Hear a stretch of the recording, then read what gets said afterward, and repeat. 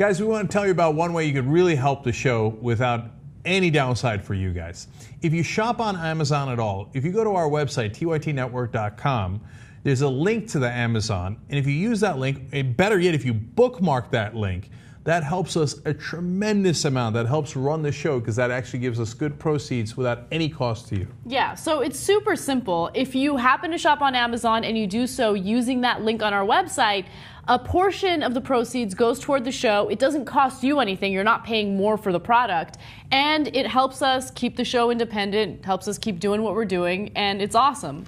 Yeah, and do comparative shopping. We're not telling you got to use Amazon. I use it a lot, but everybody's different, of course. You can go to Google Shopping, you can go to the individual websites, and then there's tips on in terms of if you're on Amazon, if you have a Discover card. You know, we don't have a deal with Discover or anything, but you do get 5% off, so that's another way to save. So we're trying to create a win-win situation for everybody.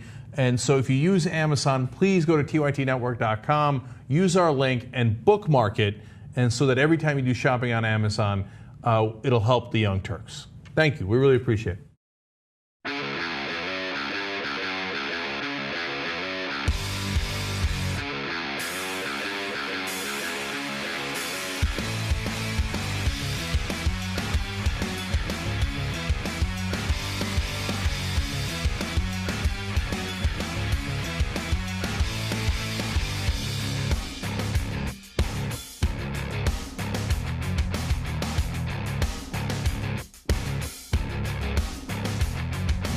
Welcome to the first hour of the Young Turks. As always, for this week, Cenk is out, but we are here. Jimmy Dore, Steve-O, and myself, John Idarola. As we were preparing to go live, I was trying to think: is there a term for the day before Thanksgiving, Christmas Eve? Thanksgiving Mischief Eve. Night. Yeah. That's not cool enough. But anyway, we do have our little mini power panel that we've had for about the last week. Obviously, a lot of news. We're only less than 2 days out from the Ferguson announcement. There are obviously going to be a lot of repercussions of that. We've got an interesting attempt to provide a little bit of economic justice for those forced to work on Thanksgiving, at least in one state. We've got Rudy Giuliani continuing to be one of the worst men currently appearing in the media in the United States. And we also have an interesting TYT-related story. We don't often get to cover that, but we're going to be starting off with that. But before we get to all of that, how's it going, guys? It's great. Life is wonderful. Yeah? Yeah. Okay, that's good. I feel very good. George Snuffleupagus did a great job last night, as I predicted yesterday on the show. A lot of people thought I was irresponsible for saying that his interview was shitty without seeing it yet. Yes. That's called courage, my friends. That's called courage. You're also a part-time fortune teller, aren't you? Yeah, part-time. Yeah. And you know what? My dad predicted I would be. So apparently it's genetic. Okay, so with that, why don't we get right into the news? And as always, as we begin to do the show, oh, by the way, Lisette Padilla in the second hour. I'm going to be stepping out. They're going to be remaining, and Lisette's going to be taking over. So that should be a lot of fun. And tweet us at #TYTLive, assuming this is actually going out live. I don't actually know if it is. But anyway, why don't we jump right into it? During last night's CNN coverage live from Ferguson, there was an odd appearance on air, and it ties us in an interesting, unique way. Let's watch. Yeah, you're absolutely right, Anderson. And usually, as we have been here off and on, I've been here off and on since August, since the initial unrest. And so there would be, 60 people on a good night. Excuse me. There would be 60 people on a good night, and yeah, fine. And 30 people, maybe 20 or 30 people on a night when there weren't so many. Yeah, that's cool.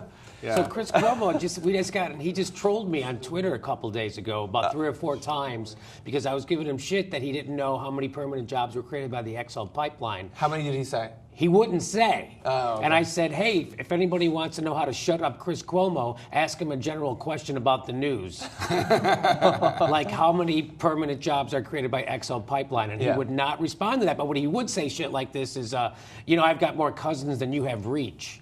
What? What the fuck does that have to do with you? Because you were born on third base, you fuck. My dad was a cop. Your dad is who your dad is. Yeah, exactly. Yeah, if it's easy to criticize you based on you getting where you are based on your family connections, you should also use your family connections to rebut criticism of you. Yeah. That's what I would do. All right, so back to the video. We have a Young Turks fan who gave us a shout out on air. That was kind of fun. That was great. Or he's a fan of the historical movement in Turkey. It's one of the two. No, yeah, I love that. I wish we could find out who it is. I don't know if it's possible. Maybe he's watching the live stream. Do we want to encourage this? Yes. Do we? Of course we do. Okay, let's encourage It's it. fun. Are you kidding me? Do we want press and promotion and people saying our name on television? No. Let's try to keep it under press and wraps. promotion. Young Turks. That's fantastic. fantastic. We criticized Don Lemon a lot, but he actually he didn't get totally flustered. And he's like, yeah, it's fine. Let's get back to the news. Yeah. That was the most professional thing he's done in Ferguson since the announcement. Yes. So Cenk, he was a big Howard Stern fan growing up. Baba Booey. And Howard Stern fans would go on air and prank people and say All Baba the time. Booey all the time. So what is that about? What does that even mean? So when this happened, I said to Cenk, I said, hey, it's official. You reach Howard Stern status. Yes. Baba Booey. Yeah. Sweet. Yeah. So that's Maybe we'll kind end of up fun. back on XM. I would Yeah. like to think that I had a little bit something to do with that. Why Just is like that? inspired him, maybe he, Especially to he saw interrupt Chris those two. Cuomo and he saw me giving Chris Cuomo shit on Twitter. He didn't recognize Chris Cuomo. You think he doesn't know who the fuck actually Chris didn't recognize- Cuomo is? I did recognize Don Lemon. I can think that he did. Okay, you can think Yeah. that. But Yeah. you know what though? We all inspire them because the Young Turks is more than just Cenk. It's everyone here in front of the camera and behind the camera who do a lot of good research and It's you know. everyone who decided not to show up the day before Thanksgiving. Exactly. It's them too. Yes. Yeah. Yes. But yeah, so I guess we wanted to continue this, so feel free to interrupt at the very least Don Lemon. Maybe we can expand to other networks and hosts as well. And also, let's continue the Pat Robertson, the trying to get ridiculous questions on Pat Robertson Yes. 700 Club using the initials TYT. I believe that was our thing, right? Yes. Okay, we'll be on the lookout for those. Thanks, guys. And also, if you're the guy who was on there, feel free to let us know. Okay, now to slightly more serious Ferguson-related news. Ferguson police officer Darren Wilson broke his silence last night in an interview with George Stephanopoulos. I don't know how surprised we're going to be by what Darren Wilson actually says about his experience both with Michael Brown and during his testimony. But let's roll the video and see what he has to say.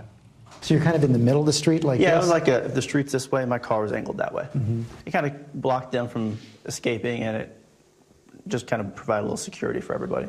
And I had gone to open the door and get out of the car. And when I did so, as I was opening the door, I said, hey, come here for a minute. And that's when he turned and said, what the are you going to do about it? And slammed my door shut on me. Slam the door shut? Yes. So you're trying to get out. He slams the door shut? Yes. And? Again, taken aback because I've never been trapped in my car, I used my door to try and push him back and yell at him to get back. And again, he just pushed the door shut and just stares at me. So you're staring each other down? Yeah, he stares at me and he's like almost over top of me. It looked like he was trying to intimidate me. And as I look back at him, all of a sudden, punches start flying. He threw the first punch? Yes. He threw the first one and hit me in the left side of my face. Because, you know, some of the witnesses have said that they saw you trying to pull him into the car. That would be against every training ever taught to any law enforcement officer. Didn't happen? No, it did not. He punched you, and did he land a punch? Yes, he did. I had reached out my window of my right hand to grab onto his forearm because I was going to try and move him back and get out of the car to where I'm no longer trapped. And when I felt it, I just felt the immense power that he had. I mean, the way I've described it is it was like a 5-year-old holding on to Hulk Hogan. That's just how big this man was. Hulk Hogan? He was very large, very powerful man. You're a pretty big guy. Yeah, I'm above average. I'm about 210, 215, but you know, from what I've heard, he was around 290. And then as I'm holding him, I see him coming back around with his left hand, and it's in the shape like this, and it comes in through the window and just a solid punch to the right side of my face. I mean, the next thing was, how do I survive? Because I didn't know. How do you survive? Yes, I didn't know if I'd be able to withstand another hit like that. I mean, you hear all the time, one punch and someone gets knocked out, and if I'm knocked out, then what happens to me? Because then I can't defend myself at all. So that was my fear, is if he hits me again, will I be conscious after that hit to still defend myself? Okay, so we have a couple more videos we're going to get to, but first there's several different things we have to touch on there. I loved, in the very beginning, the first few seconds, he said he angled his car to stop them from escaping.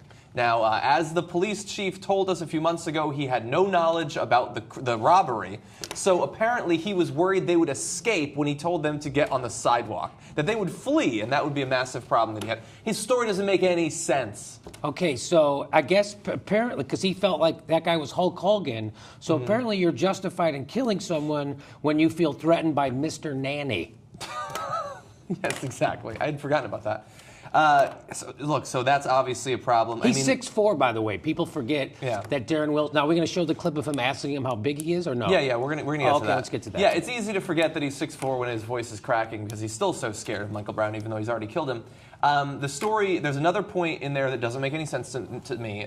Dorian Johnson says that he had been grabbing Michael Brown's hands. He says that that's not what happened. What he did was he wanted to move Brown away from the car. That's why he then started to grab him. Because when a guy is reaching through a window to you and you want to get him away from the window, you pull on his arm. That's what he just said, and George Stephanopoulos did not have any follow-up to that. That does not make one bit of sense. Roll up the fucking window if you're worried about him coming in through the window. George Stephanopoulos has obviously never had an interaction with a policeman. When he's not wearing a suit on Wall Street or something like that, because I've had interactions with police. They're never polite. And they always they'll pull up and say, "Get the fuck out of the middle of the street," which is exactly what he said. Yeah. But George Stephanopoulos sat there and let him say that bullshit. So what George is doing is he's providing a platform for a racist murderer who killed someone in cold blood to come on and seem like a choir boy and not push back against all that shit. And by the way, we can't ask Michael Brown what he said or what he. It's unbelievable that George would do that. I mean, it's very believable that he would do that. Yeah. It's sad for our society. George is not a reporter. He's a guy who interviews chefs on morning TV. He's not a reporter. And it drives me. Anyway, I was right. My prediction was correct. Do you think that's how Darren Wilson approached those two black guys for jaywalking? He said, "Hey, could you please move over to the side of the?" Because that's what he said. He said. Yeah. He said he was polite twice. Not a fucking chance. Yeah. And by exactly what you said, he was trying to stop them from escaping. Look at the. And why would they? Goes right past George. Doesn't go past you, Johnny. Doesn't go past me, right? Yeah. Goes right past George. What do you mean? You mean escaping? He didn't do anything. Yeah. And he doesn't catch him in any of his contradictions. I read yesterday. I read a list of contradictions in Darren Wilson's testimony where he contradicted himself, and George didn't bring it up. Yep. Yeah, I'm not bothered by it nearly as much as you guys apparently are. Look, Darren Wilson did what he did, and then he's going to justify in his mind his actions, and he's going to go on television and talk about how he did everything right. He's not going to talk about how he did everything wrong. So I know, but he's not the only person I'm not the least bit surprised, and it's fine. And for Stephanopoulos, look, is he a reporter? No, but he's also not an interrogator. He's not a prosecutor. He's not a lawyer. So whether he asks good questions or not good questions, I don't really care that much, to be honest. This is very standard for the course. Nothing that happens here surprises me. In fact, I'll go even further. I'm not even that mad at Darren Wilson. And here's why. He's a bad actor, but they're always bad actors. I'm mad at the system. And this is what I've been trying to rail against. And this is when people complain about, oh, you know what? White guys got shot by black cops too in Utah, and no one got mad about that. Well, look, we would get mad about that if that becomes a systemic problem, okay? But as far as we know, it's not one. And I'm not saying that I don't care about Michael Brown or the suffering of families who suffer at the hands of bad actors all the time. Of course I do. But my point is, if we take away Darren Wilson from the equation here, it's not as if problems are solved. There will be another Darren Wilson. So that's my point. My point is we need to fix the system. I agree. So that people like Darren Wilson don't become police officers. And to the extent that they do become police officers, there's a level of accounting where we weed them out or we give them better training and we do better as a society. Because again, I worry less. That's why I'm not as mad at the looters. Okay? Yeah, the looting is bad. I get it. Groups of individuals acting badly. But we need to have a system that encourages good behavior, discourages bad behavior. Right now, the system is broken, badly broken. And it's a criminal justice system that's terrible, that's completely biased and racist and biased against poor people, whether you're black or white. We have a political system that's completely corrupt, just utterly corrupt. We have an economic system and financial system that is completely rigged. So we have all these systems that are just badly broken, and that leads to systemic injustice, and that to me is a far greater crime than any one incident. But of course we have to look at the incident, and that it humanizes everything, so I get that too. Well, I think this is the hard part about it. All those things you laid out are a problem with our society. So to convince society to stop thinking that certain people are on this lower level of it, because you can hire any police officers. Black police officers have killed black guys before. Right. Latino police officers have killed black guys before. And so they have this mentality of shoot first in general. But when in the back of your mind you assume that there's a lower level of person in your society, you'll shoot them even a lot quicker. They've shot white guys and Latinos too. But when they shoot them, they wait a little longer because they do value their lives more. Or they think they're not as dangerous because we've been told so many times. And 18th time I've said this.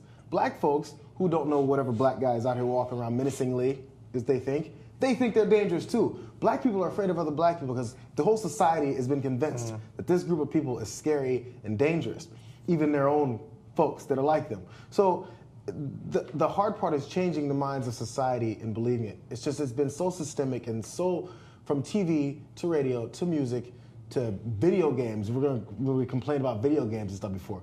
Our society is just, it's permeated that these folks are dangerous. So even if you're a cop who's like, I'm just going down to check out this scene, and you see a black guy run across, you don't go, ha, been wanting to kill a black guy all day. You just go, oh shit, that guy is scary. How do you change that? That's exactly the hard right. part. Because and no one believes black people when they say, hey, that guy isn't necessarily dangerous. They go, oh, please, please. Because we've been convinced, and that's what's hard to change. Yeah, so that's exactly right, JR. And I don't believe Darren Wilson sat around thinking, man, I can't wait to kill a black guy. There's a big black guy there. Let me go kill him. He never thought that. That's why in Darren Wilson's mind, he's not racist. He's not a bad guy. He just did his job. But you're right. In Darren Wilson's mind, he sees a big black kid. And he's probably up to no good. Let me go check out what's going on. And then in this particular instance, things escalated way out of control. Yeah, but I do want to know, I don't believe at all what he's saying about exactly how it escalated. I'm not saying it's like Dorian Johnson said it was, but I think that both of them are off in important ways. I don't believe Darren Wilson either. Can I just make one point about Steve? Steve, you've made great points. But I just think we can do both. I can be upset at a racist murdering cop, and I can also be upset at the corporate media and the tool that it hires in George Stephanopoulos, who then provides a platform for that racist murdering cop to look like a choir boy and to push back so weakly and ineffectively. Jon Stewart, during the financial meltdown, went after Jim Cramer, who's a financial guy. And when Jim Cramer came on, Jon Stewart knew more about the fucking stock market than he did. George Stephanopoulos doesn't know half as much about the case that I did yesterday. And he's got all the resources of ABC, so we can do both. You're right. And as far as being upset at the looters, I'm not mad at those people. I'm not mad at any. By the way, I don't think that who knows who started the fires? It could have just as easily been the cops. If it's consistent with their criminal behavior, they're just as criminal as the people. Also, half those fires are probably insurance fires. So I'm not really mad at those people. And most of the people were being peaceful. How that wasn't worse, I have no idea. That's what I would say. Right, I would keep my ire and anger for the powerful. Okay, can we get back to this? We got to roll more of these videos because we got two more bits from Darren Wilson's interview. Here is the second video. That moment before the second shot, you guys are staring at each other, and you said there was a look in his eye like something you'd never seen before. You described it as a demon. It was a very, very intense image he was presenting. I was so shocked by the whole interaction because this was escalated so quickly from a simple request to now a fight for survival. And it still doesn't make sense to me why someone would act in that way and be so mad instantly, so aggressive instantly. Yeah, I want to say one thing, just the historical context of this. So as JR said, so he says that black people in America are also taught to be scared of other black people that they don't know. And I believe it was Slate today put together front page headlines from newspapers over the past 100 years. And you would be shocked at the number of headlines that read, crazed giant Negro, insane huge black man. All the headlines were just, think about these huge black people that are crazed beyond belief, can't be put down without lethal force. That was a common occurrence historically in newspapers around the country. Sometimes you'd see multiples on one front page, just crazed black Negro. You need to put them down. And then that, over the course of decades, just gets drilled into people's minds. And it leads to what we showed you yesterday, that when you ask people to respond when they see a white face and a black face, which is more likely to have superhuman powers of strength and speed, 63% of the time they choose the black face because they've been taught these aren't like normal humans. They're scarier, they're faster, they're stronger. And I think that leads to the subconscious biases that leads to whether you think that a police officer is racist or not, he doesn't see them the same way. Yeah, and to go back to Jimmy's point, yes, you can do both, and I'm glad that you are calling George Stephanopoulos out the way you are. I agree with you. I'm not quite ready to call Darren Wilson a racist, murdering cop, however. And he may be, but I don't know. I wasn't there, and I don't know his mindset. I see a guy who did something bad, and he's trying to cover up for it. I think a lot of us would do that. Would he have shot a big Latino guy? Maybe. Would he have shot a big white guy who was poor and looked like he was kind of, I don't know, menacing? Maybe. I don't know. So I'm not Scarborough says if it was him, he would have shot him. I'm not ready to call him a racist. And the thing is, we have a problem in this country with police brutality. It's a police state. People with a badge get away with a lot. And that, to me, is another corrupt system. And when you have a corrupt system, the victims is everyone. But the people that are victimized the most are the ones at the bottom of the social economic ladder, which is blacks and Latinos for the most part. But poor whites are just barely above them in terms of how victimized they will be. It's unlikely that I'll be victimized by cops. So for me, all my interactions with cops, my entire life, have been positive. Wow. They've been fucking so kind and considerate and thoughtful and helpful. So I've been conditioned to think cops are great. But but I see the excesses from all these reports. So there's both sides to it. I mean, and look, I'm not saying that I'm not dismissing your claims either. My point is, we need to fight this all together, okay? And when we focus too much on the race element of it, I don't want to deny that the race is an element that's a big factor, but I want white people to understand that having racist cops is bad for them too. It's not good for anyone.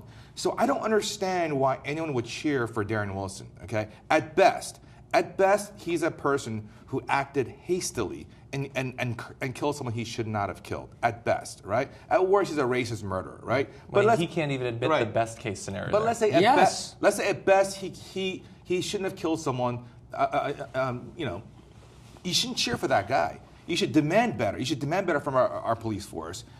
I don't care that Michael Brown. I mean, if everything Darren Wilson said today on that interview is true, let's say that happened exactly that way. You still can't shoot dead a person when the person has either been subdued or the person surrendering. Or they've already been shot multiple times. And they're 40 feet away from you. That's right. Yeah. So we need to demand better from our police all around. And I just don't understand why there's this racial breakdown where some people are cheering that this cop killed this black guy. Let's say Michael Brown is everything that they say he is. Let's say he's a black thug who beat up some poor store owner and stole a bunch of stuff. Okay, he's a bad guy. All right, so what? You want cops out there shooting people dead because a cop determined that guy should be dead? We don't want that. That is un-American. In America, we have trials, and you're tried by jury of your peers, and then someone else implements a penalty. We fought wars. We've created the Constitution. We've done things so we have law and order and system in our society. We don't want a society where we have government officials, in the form of a cop in this instance, just shooting people dead because the people did a bad thing. Yeah. Okay, so you brought up the no remorse, would he have done things differently? We actually have his response to that, and that's probably the most important. Can you wait, on that last video that you just played, did he just literally say that when I shot at him, he got instantly mad at me?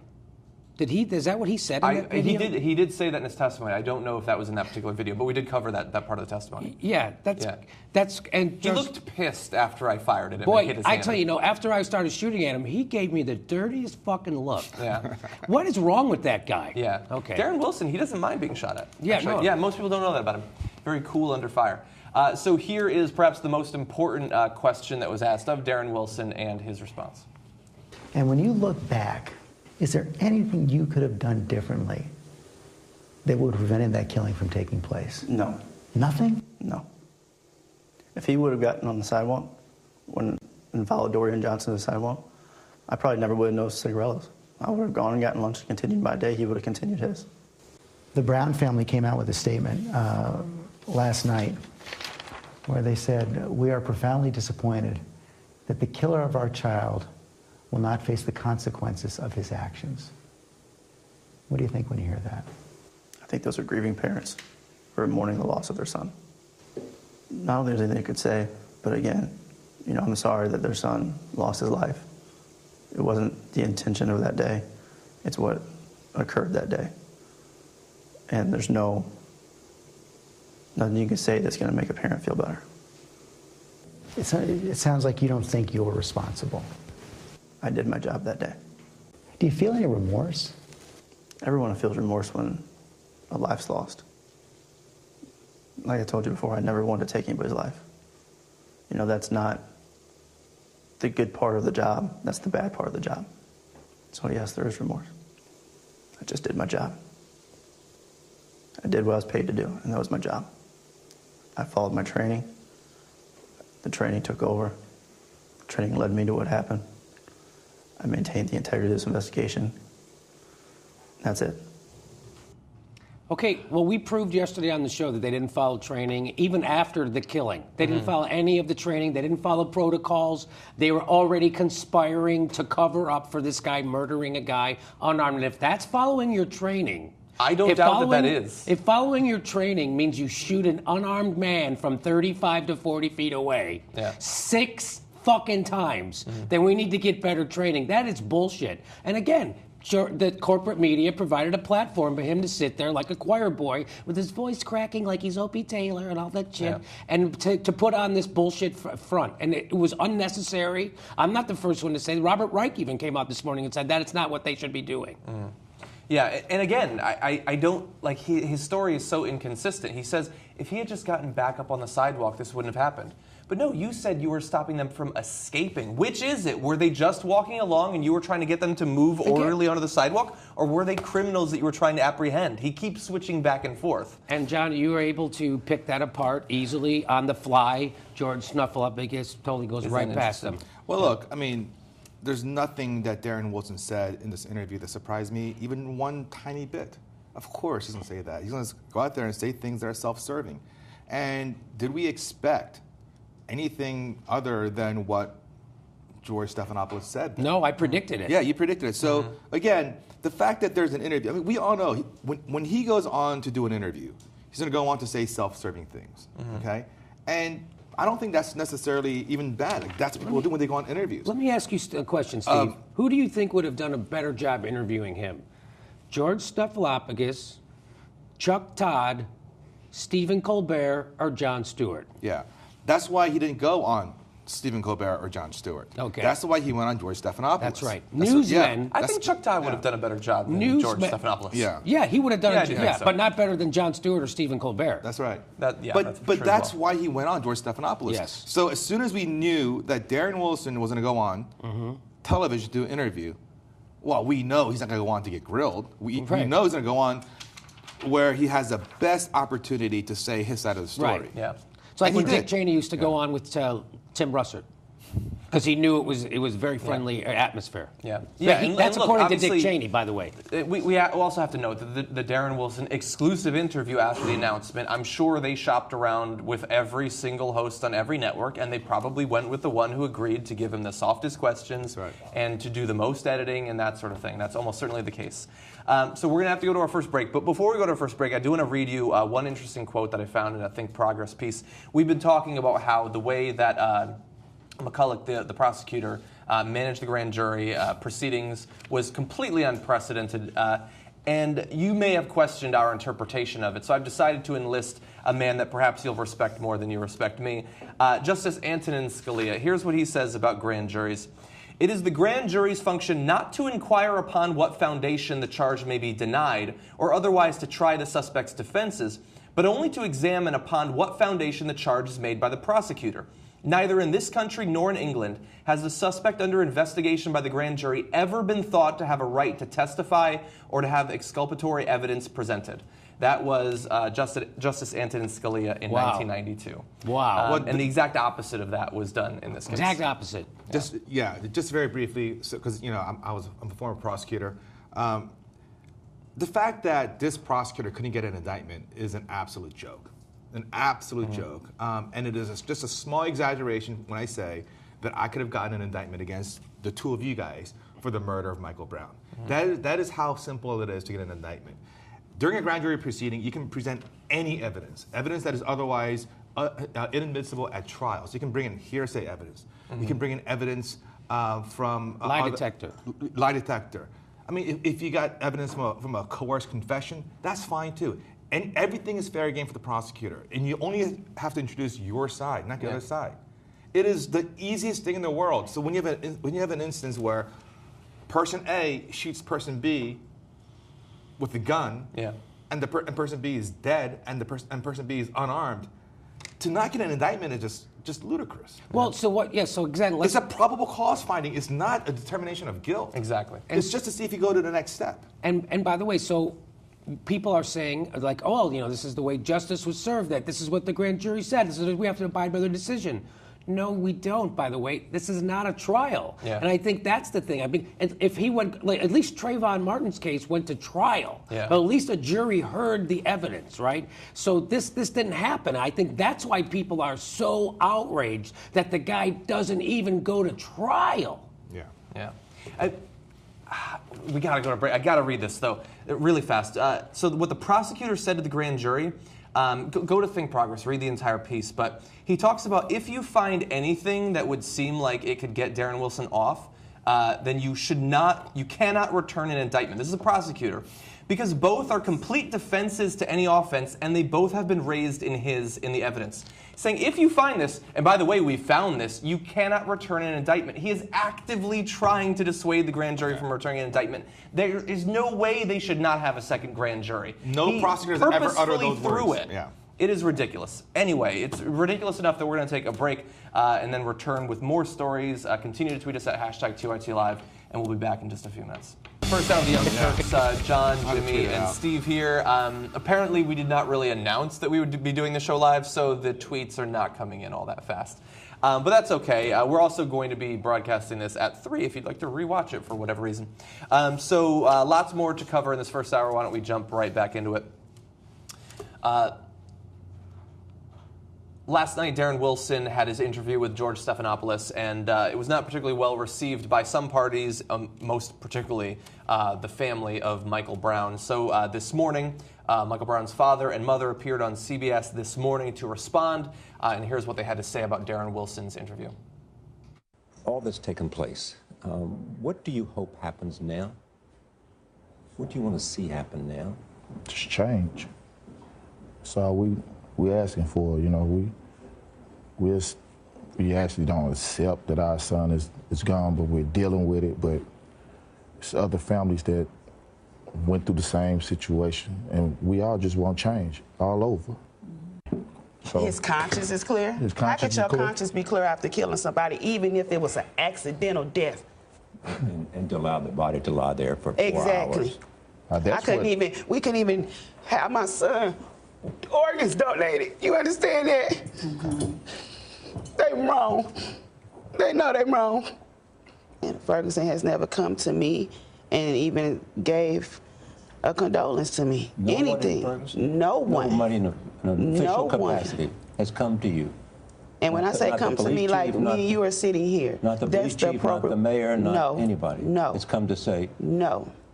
Nothing. Whatever. Have anybody from Ferguson come to you? No. We've just been disrespected all the way around. Well, I have to say, I was actually shocked to find out that they had not been contacted by the mayor of Ferguson in this entire time. I got to tell you, it's consistent with their behavior. I'm not the least bit surprised because they don't want to say anything that might expose them to greater liability. Yeah, I understand that's always the reason, but you still have to be a human. I know. And apparently they don't feel that pressure. It's heartbreaking how many times this happens, and this is why I keep harking on the issue of police brutality being a national problem. And you see that. I mean, you look at that mom, and for most of us, this will fade out of the news cycle, and then we move on with our lives. There's other things going on. This will haunt her for the rest of her life. Yeah. I mean, her son was shot dead.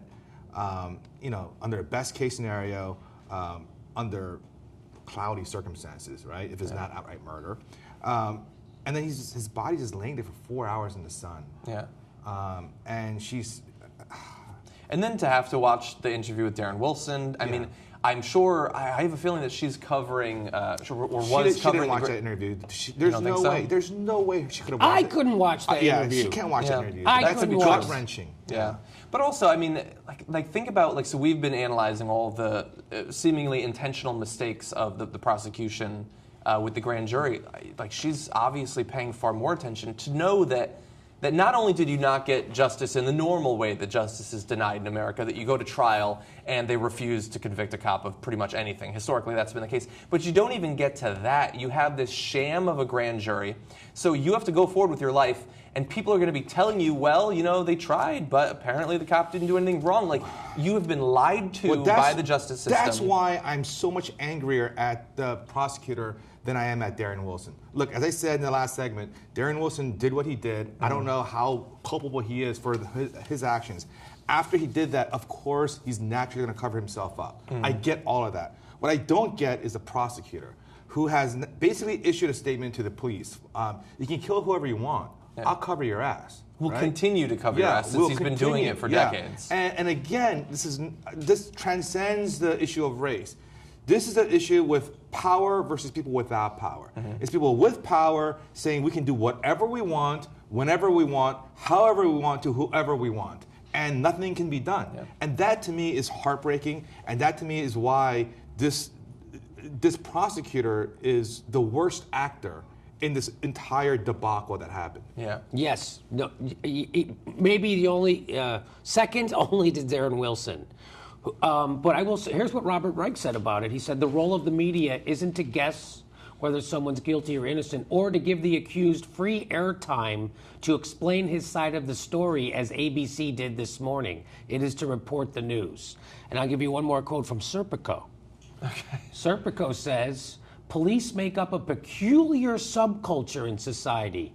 More often than not, they have their own moral code of behavior as an us against them attitude enforced by a blue wall of silence. And this is what I've been trying to say less articulately for the last couple of months on the show. That you can't paint with all cops like what. There's a subculture, there's a culture. And that's what I've been trying to say, but not as well as Serpico said it. Yeah, that went through multiple drafts, though. Don't be too hard on yourself. Oh, thanks. It's funny. It feels funny to say Serpico. It's almost like I'm saying a fictional character, but it's not. It's a real guy. He's in Lord of the Rings, right? Yeah, that's what I thought. It's like I'm saying. Did he have the ring? No, okay. He's like 26. He doesn't know anything. Exactly. Oh, did you ever see the Serpico movie? No, I'm familiar with it, but only because of It's Always Sunny in Philadelphia. I haven't actually watched it. You know what I'm talking about. It's really worth seeing. Okay. I'll watch it at some point. I like him as an actor. Okay, someone that I don't like nearly as much. Why don't we get to this? This is going to be one of the hardest stories to cover today. Former New York City Mayor Rudy Giuliani is not going to leave well enough alone when it comes to Ferguson. He, oddly enough, agrees with us that there needs to be a trial, but he disagrees about who needs to be put on trial. Listen to Rudy Giuliani in this next clip. He came forward because he was so offended by the lies that were being told. You remember, there were 4 witnesses who said that Brown was shot in the back. Not true. Which are total lies. If that's in front of the one said that Officer Wilson was standing over him, shooting him. Totally untrue again, disproven completely by the autopsy and the forensics. I mean, I disagree with the prosecutor on only one thing. I would prosecute all those people for perjury. Wow, really? Well, I mean, to testify falsely in a case in which you can put a man in jail for the rest of his life is an extremely serious But you know crime. how unreliable eyewitness testimony is. I mean, I think his belief, according to him, is it's just unreliable. And so these people may believe they saw what they didn't see. It's not unreliable. These are people who are friends of his. These are people who have an axe to grind. Talk about an axe to grind. My goodness. Well, they're both gleeful that he got away with it. They're so happy, so ready to defend him. That's the axe being ground. It's not unreliable. No, I know. You can always trust them. They must simply be biased against the cops. Fox News? That was Fox News. Fox News, owned by 2 foreigners. Exactly, yeah. Okay, I just want to make sure, I just want to reiterate that every time. It's not an American that owns that. It's a Saudi prince and a guy from Australia. Okay. You could be confused into thinking it's Dance Mom since she was dressed like a cougar from the 70s for some reason, but... See, the problem with Giuliani is that he mixes in a little bit of truth, but he twists and perverts it for the worst way, in the worst ways. Because, he's right. You shouldn't bear false witness, and you shouldn't lie and testify and put innocent people in jail. But that's not what's happening. First of all, it wasn't a trial to determine Yeah, there hasn't been a trial. Darren Wilson's guilt or innocence. It was a grand jury proceeding. And as far as witnesses go, you're gonna, I mean, what you do as part of law enforcement is to cast a wide net and bring in all the different witnesses to say what they say. Yeah. And most often, they're unreliable, a lot of times. They say stuff that they think they saw or wish they saw. They're lying / not lying. It's hard to know, and you don't go after them for perjury. Okay, not in a grand jury proceeding. You let him go. Yeah. Okay, he has no either Giuliani is lying about his understanding of the criminal justice system and its purpose, or he's a complete idiot who doesn't know anything about it. Or both. Yeah, or probably both. Yeah. Or he's a fucking racist. Let me point this out. That almost certainly. A part of what Giuliani said was he wants, when something is serious, is sending a man to jail for the rest of his life. This is a very serious crime to perjure yourself or to bear false witness. It wasn't his term, it was yours, Steve. So let me just give you a couple of instances of black people that were wrongfully convicted, not just avoiding the grand jury, the indictment. Just 5 people. Just give me a couple minutes. Geronimo Pratt. He was sentenced to 27 years behind bars. Was that serious enough? And maintained his innocence for murdering a 27-year-old elementary school teacher. This is in 1970. They found out that the prosecution had concealed evidence that might have exonerated him. The prosecution held it back in the trial. So he's in jail for 27 years, later exonerated. It was Rudy Giuliani on that one. Barney Brown, he was 15 years old when he was convicted of rape and robbery, sentenced to life. Is that long enough? 38 years later, he was exonerated. Is that long enough? Anthony Graves spent 18 years on death row. He's going to kill his ass. In 2010, he was exonerated on the charges when the court found that the prosecution withheld information from the defense that elicited false testimony.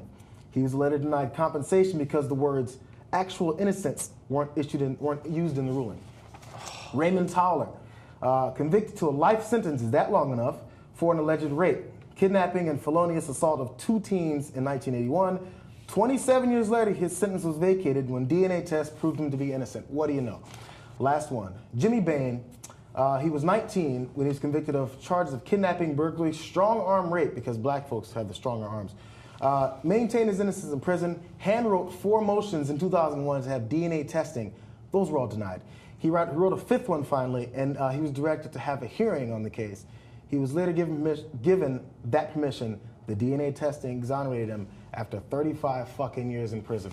So Rudy Giuliani, when you're ready to go after all the prosecutors and the witnesses for Geronimo Pratt, Barney Brown, Anthony Graves, Raymond Towler, Jimmy Bain, and hundreds of other wrongfully convicted black people in the country, shut the fuck up. You are a liar. We see where your bias lands. Yeah. So you need to go home, get the fuck off of TV, because there's real things that happen in the world.